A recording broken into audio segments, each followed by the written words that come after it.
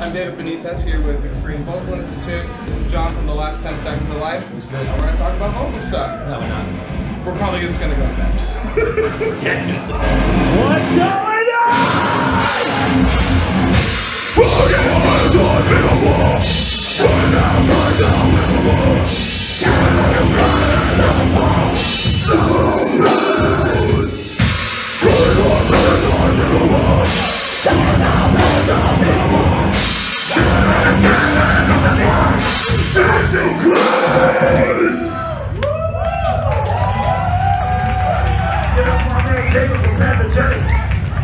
Talk to you about some stuff.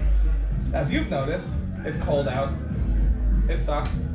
Yeah, I don't like it. It definitely sucks. I know you don't like it. I don't. Nobody likes it. Some people like it. Sick animals.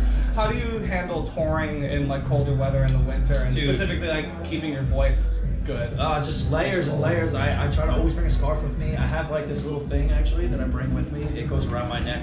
You probably remember this from last time I cut holes in it. Oh yeah. I look like a knight walking around outside the venue, like. Yeah. But just keep your, I just try to keep my throat warm. You know what I mean? Because even when I'm sweating afterwards, like that's the most vulnerable part. You know what I mean? So it just has to be. Gotta keep that shit warmed up, man. Just layers. Don't abuse it. Don't be like, oh, I feel fine. I'll go outside. You know what I mean? Don't be like, oh, it's 32 degrees. I feel good. Let me wrap up. You know what I mean? Like at least wrap your neck. Fuck. Like. Yeah, exactly. And there is like such a truth to like the stereotypical singer thing of like wearing a scarf all the time. Dude, it's really silly, but it works. It's absolutely true, and especially in the cold weather because it'll dry you out really quick. You'll get hoarse fucking immediately. Yeah, exactly. So that's good. I'm glad that you do that. That's for sure. Yeah. Because there are plenty of people that like don't know how to handle the cold, and it just like really tightens everything up. Oh, dude, it feels sometimes like you're choking all winter. Sometimes in the cold shows, we'll literally designate indoor and outdoor people, so like people don't cross between temperatures, so that you stay. You know what I mean? In the medium, and you don't wind up getting sick. Like hot, cold, hot, cold. 2 people are hot, 2 people are cold. That's true. That is the real thing. It's like the constant switching back and forth. Exactly. That really so gets if it's you. like really bad, like on the Faces tour, it was like negative fucking 12 or some shit like that. We were dying somewhere in Montreal. So we were like, oh man. Yeah. So that was one of those December? Days. Canada in December? Yeah, like don't go to Canada. Why did you do that? Because the Faces is sick, and I love those guys. When you put on a Last 10 song, you can really tell who you are. That's cool. Right away, which I've always personally really liked. And I was wondering who some of your vocal influences were. Believe it or not, this is the first time anyone's ever asked me that question. I'm not even kidding. So huge influences of mine are #1 is Tyler Guida from My Bitter Ends, a band I used to be in. Okay. You might have some mixed opinions about him, who he is, but I fucking love that guy. He's one of the best people, in my opinion. Jesse Leach is another one. Trevor from fucking Black Dahlia. You know what I mean? Just shit, man. I can go on all day. Fucking Car for Misery Signals, not anymore, but like bands like that. Keith Buckley, you know, like anyone that is just pushing the boundaries. I love those guys, you know. Old Acacia Strain, like Vincent went like on the Dead Walk and shit. Oh, like, bro, God, you read the lyrics from the Dead Walk and it's like, wow, we can't play this album out loud now. Like, cause the shit he says is just wild. It's amazing. I love it. So it's kind of like both like tone-wise and lyrically is why you look up to some people. Oh, absolutely. Why, like, yeah, you kind of got into what take you different do. things from different people. Like, for example, you know, really heavy lows. Nate Johnson, you know, really large influence in my voice for fucking the lows. Like, Nate Johnson is God. You know what I mean? Like, he is. Like, I don't care what anybody says. Yeah, I think everybody has like their list of people, but I like how yours are kind of like all over the spectrum. Oh, dude, when I'm home, I don't really listen to metal at all. Like, it's just Sinatra and Queen and the Foo Fighters. Like, you know what I mean? Like, I'm not home, like, listening to Cannibal Corpse, like, at my fucking coffee table. Like, I'm sitting there, like, I got the world on a string. Sitting babs, like, chilling. Exactly. Yeah. I feel like everyone I've talked to, all my friends just say that they love Queen before any metal band. Dude, if you don't like Queen, you should just fucking get out. If you don't like Queen, you're wrong. Yeah, dead ass. You, like all the people you've mentioned, have a pretty wide range with different things that you do. And the album before the one you just put out, The Violent Sound, has so many different kinds of tones on it. Do you feel like the fact that you can sing helps you be able to scream better? 1000%. Oh my god, yeah.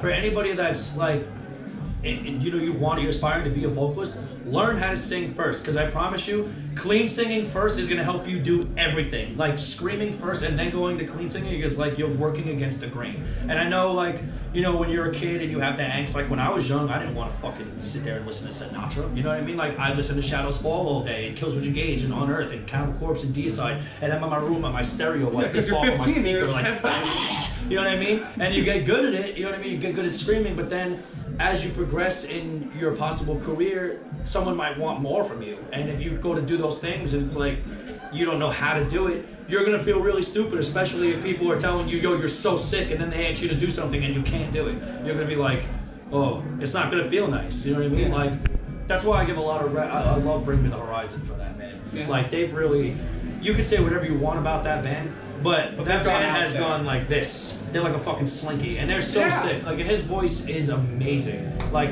I know a lot of people don't like it live, and maybe they have a lot of things going on live. I don't know, I haven't seen them live, but what I hear on the album is phenomenal, and I honestly practice to it. I sing to that guy all the time. That was a big thing for me with the Violent Sound. I sang Sempiternal like fucking, is that how you say it? Yeah. Like, all day. You know what I mean? Just like constantly trying to perfect that pitch scream, that pitch singing, because I knew Wyatt wanted to do that. And I was like, all right, let's see how crazy we can get. Yeah. All the things and the muscles and the contraptions used for singing and screaming are the exact same thing. Absolutely. Absolutely. And it takes a while to like kind of bridge those things together as well, so I'm glad that you see it that way. Congrats on releasing Machina Non Grata. Thank you. It's awesome. I'm looking forward to hearing some of these songs today. Me too. How is it playing the new stuff live? And it's fun. Further from that, how do you feel like you've improved between these albums in terms of what you can do here? Immensely. I've learned a lot since between these albums, man. Like when I first joined this band, I had been touring in a different scene. Basically, I was using more of my metal chords and stuff like that, so a lot of highs, lots of pitches and stuff. Yeah. So coming into a band where it's predominantly lows and stuff like that, it was a gear shift. It wasn't something I wasn't really used to, but it was like, I have to do more of this now, so you have to like really rework how you're gonna edge things out. So I got a pair of earplugs, you know, Ear Racer, best shit in the entire world, get them, they're sick.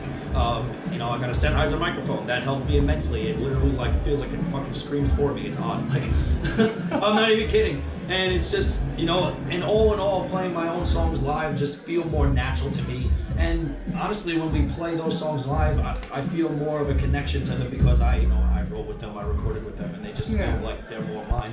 But even those older songs, I had a huge connection to them, which is why I wanted to join the band, because I heard those songs and I was like, this feels like, you know what I mean, like I'm a part of it. Like, so it's really just the yin and the yang. Of course, and that's awesome, and I kind of can relate to that a lot in terms of what I used to do, which was also way much more along the metalcore lines. Yeah. And then joining two bands, both Pathogenic and Juggernaut, kind of like more deathcore, and then more on the rock and roll side. Both bands that I really love. Coming into those, like it was just writing new music with them that I felt so good about, but also like having attachment to the older songs of theirs, and then kind of having to learn to kind of do a lot of different things in a short amount of time. There's no harm in just widening the amount of things that you can do, because it's never gonna hurt. And it was just a learning curve too, because just touring with this band and touring with My Bitter End is kind of two different animals. First, with My Bitter End, we're just fucking wreck. So like, you know what I mean? I'm using different vocals for that band, and then you're using different vocals for this band. So like I said, it's a gear shift of figuring out how do I rework what I'm doing. You know? But all in all, I love it. It's fun. So you call yourself the king of snack time. I am. Fuck with me. Try. If you could eat only one thing for the rest of your life, what would it be? Chinese food. I already had that planned. You're already ready? Yeah, because people ask me, what's your favorite food? Chinese food, halal, Indian food, anything from Asia and the Middle East is better than every other food. Sorry. Straight up. You heard it first. Alright. It's real. Good job. Chinese food, that's the doomsday plan. Yeah, I kill like 1,000 people and they're like, fucking, what's your last meal? And I'm like, 10 cases of wonton soup. Like, 5 plates of halal. Let me get that lamb, korma, dog. And on that note, this is John from The Last 10 Seconds of Life. I'm David from Extreme Vocal Institute. We'll see you guys later. Later.